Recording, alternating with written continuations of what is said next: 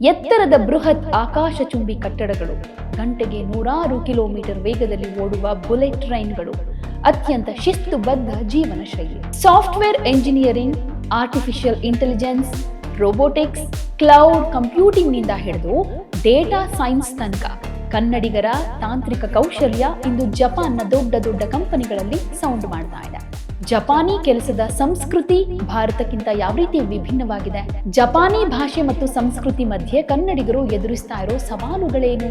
Office ಮೀಟಿಂಗ್ಗೆ 1 ನಿಮಿಷ ತಡವಾಗಿ ಬಂದರೂ ಅದನ್ನ ದೊಡ್ಡ ಗಂಭೀರ ವಿಷಯವಾಗಿ ಪರಿಗಣಿಸಲಾಗುತ್ತೆ. ನಾಡು ಬಿಟ್ಟು ನಾವಿದ್ರೂ ನಮ್ಮ ಸಂಸ್ಕೃತಿಯನ್ನ ಬಿಡಲಾರೆವು ಅನ್ನೋದಕ್ಕೆ ಟೋಕಿಯೋದಲ್ಲಿರೋ ಕನ್ನಡಿಗರೇ ಸಾಕ್ಷಿ. ನಮಸ್ಕಾರ ಎಲ್ರಿಗೂ, ಇದು ಒನ್ ಇಂಡಿಯಾ ಕನ್ನಡ. ನಾನು ಪ್ರತಿಮಾ. ವಿಶ್ವದ ಅತ್ಯಂತ ಮುಂದುವರಿದ ತಂತ್ರಜ್ಞಾನದ ತವರು, ಭವಿಷ್ಯದ ನಗರ ಅಂತ ಕರೆಸಿಕೊಳ್ಳೋ ಜಪಾನ್ನ ರಾಜಧಾನಿ ಟೋಕಿಯೋ.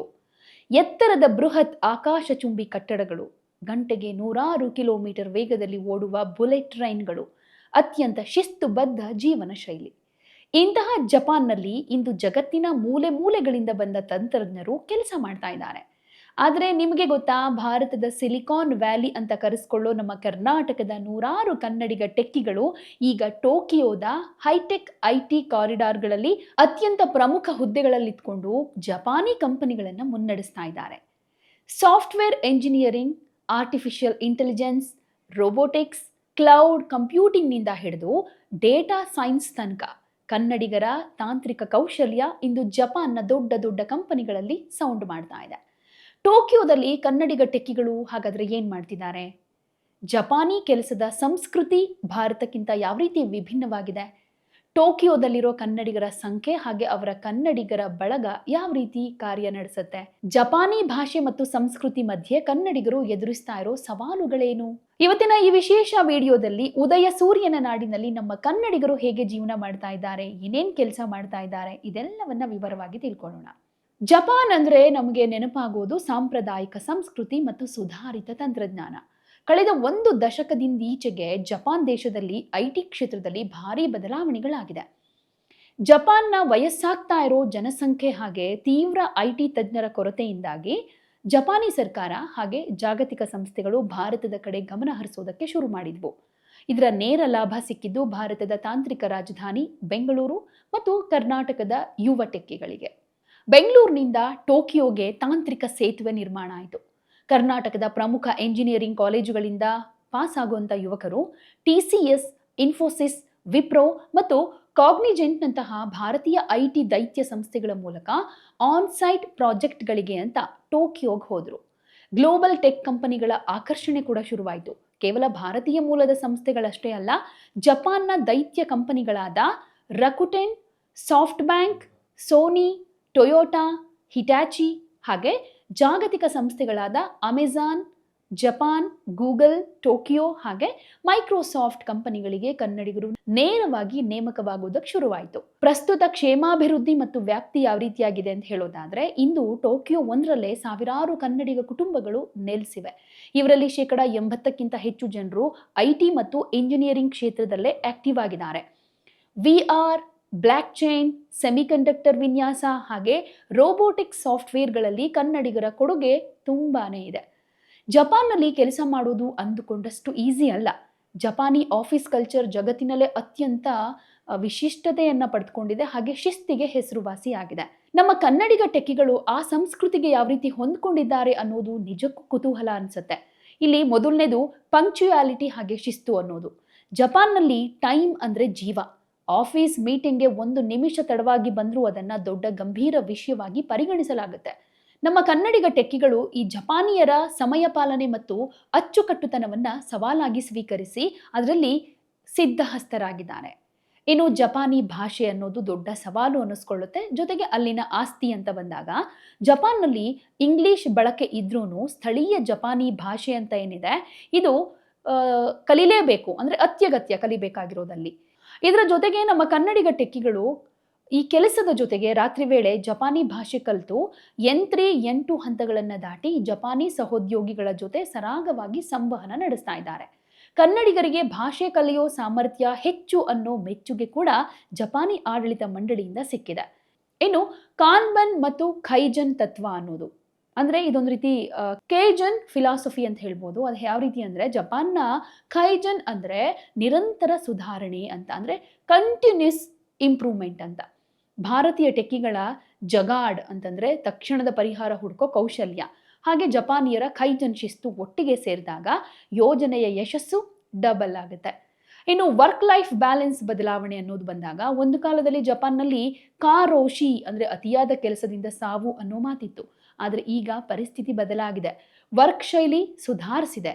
ಸೊ ಇದು ಜಾರಿಯಲ್ಲಿರೋದ್ರಿಂದ ಕನ್ನಡಿಗರಿಗೆ ಜಪಾನ್ನಲ್ಲಿ ಅತ್ಯುತ್ತಮ ವರ್ಕ್ ಲೈಫ್ ಬ್ಯಾಲೆನ್ಸ್ ಸಿಗ್ತಾ ಇದೆ.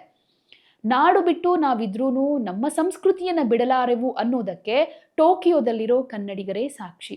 ಸಾವಿರಾರು ಮೈಲಿ ದೂರದ ಜಪಾನ್ನಲ್ಲೂ ಕನ್ನಡಿಗರು ತಮ್ಮ ತಾಯ್ನಾಡಿನ ಬೇರುಗಳನ್ನು ಗಟ್ಟಿಯಾಗಿ ಹಿಡಿದಿಟ್ಕೊಂಡಿದ್ದಾರೆ.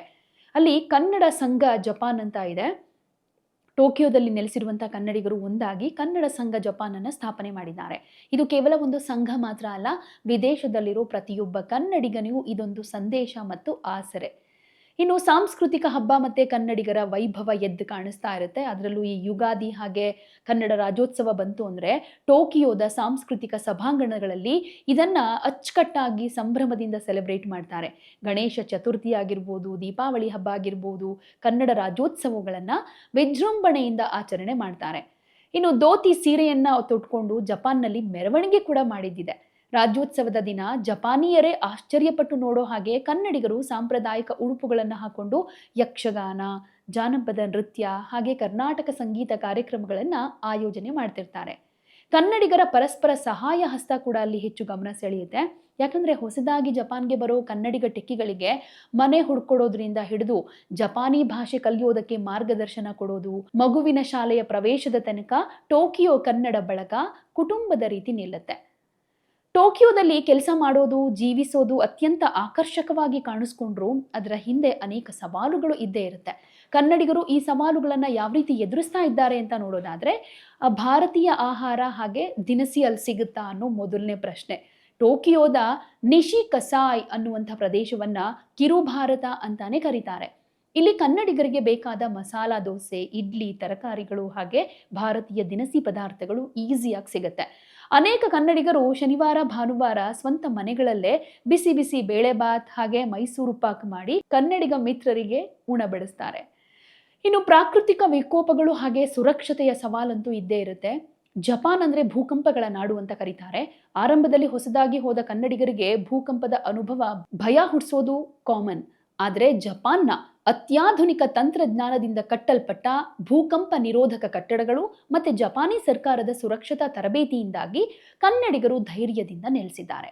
ಟೋಕಿಯೋ ಪ್ರಪಂಚದಲ್ಲೇ ಅತ್ಯಂತ ಸುರಕ್ಷಿತ ನಗರಗಳಲ್ಲಿ ಒಂದು ಅಂತ ಕರೆಸ್ಕೊಳ್ತಾ ಇದೆ.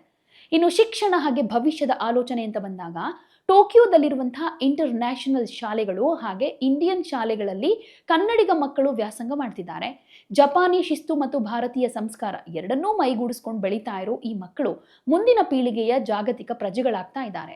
ಒಟ್ಟಾರೆ ಹೇಳೋದಾದ್ರೆ ಟೋಕಿಯೋದಲ್ಲಿರೋ ಕನ್ನಡಿಗ ಟೆಕ್ಕಿಗಳು ಕೇವಲ ಸಾಫ್ಟ್ವೇರ್ ಕೋಡಿಂಗ್ ಮಾಡ್ತಾ ಇಲ್ಲ, ಬದಲಿಗೆ ಜಪಾನ್ ಮತ್ತು ಕರ್ನಾಟಕದ ಮಧ್ಯೆ ತಂತ್ರಜ್ಞಾನ ಮತ್ತು ಸಾಂಸ್ಕೃತಿಕ ಸೇತುವೆಯನ್ನು ನಿರ್ಮಿಸ್ತಾ ಇದ್ದಾರೆ. ತಮ್ಮ ಕಠಿಣ ಪರಿಶ್ರಮ, ಬುದ್ಧಿವಂತಿಕೆ ಹಾಗೆ ಸಂಸ್ಕಾರದಿಂದ ಜಪಾನಿಯರ ಮನ ಗೆದ್ದಿರೋ ಕನ್ನಡಿಗರು ತಾಯ್ನಾಡಿನಿಂದ ಸಾವಿರಾರು ಕಿಲೋಮೀಟರ್ ದೂರದಲ್ಲಿದ್ದರೂ ಕನ್ನಡ ರಥವನ್ನ ಅತ್ಯಂತ ಹೆಮ್ಮೆಯಿಂದ ಮುನ್ನಡೆಸ್ತಾ ಇದ್ದಾರೆ. ಉದಯ ಸೂರ್ಯನ ನಾಡಿನಲ್ಲಿ ಕನ್ನಡಿಗರ ಕಂಪು ಹೀಗೆ ನಿರಂತರವಾಗಿ ಪಸರಿಸಲಿ. ನಮ್ಮ ಕನ್ನಡಿಗ ತಂತ್ರಜ್ಞರ ಸಾಧನೆ ಇಡೀ ಜಗತ್ತಿಗೆ ಮಾದರಿಯಾಗಲಿ ಅನ್ನೋದೇ ನಮ್ಮ ಆಶಯ. ನಮಸ್ಕಾರ. ಯಾವುದೇ ಸುದ್ದಿಯ ಅಪ್ಡೇಟ್ ಅನ್ನ ಮಿಸ್ ಮಾಡ್ಕೊಳ್ಬಾರ್ದು ಅಂದ್ರೆ ಈಗ್ಲೇ ಒನ್ ಇಂಡಿಯಾವನ್ನ ಸಬ್ಸ್ಕ್ರೈಬ್ ಮಾಡಿ. ನಿಮಗೆ ಬೇಕಾದ ಭಾಷೆಯಲ್ಲಿ ಎಲ್ಲಾ ಸುದ್ದಿ ತಿಳಿಬೇಕು ಅಂದ್ರೆ ಒನ್ ಇಂಡಿಯಾ ಆಪ್ ಅನ್ನ ಡೌನ್ಲೋಡ್ ಮಾಡ್ಕೊಳ್ಳಿ.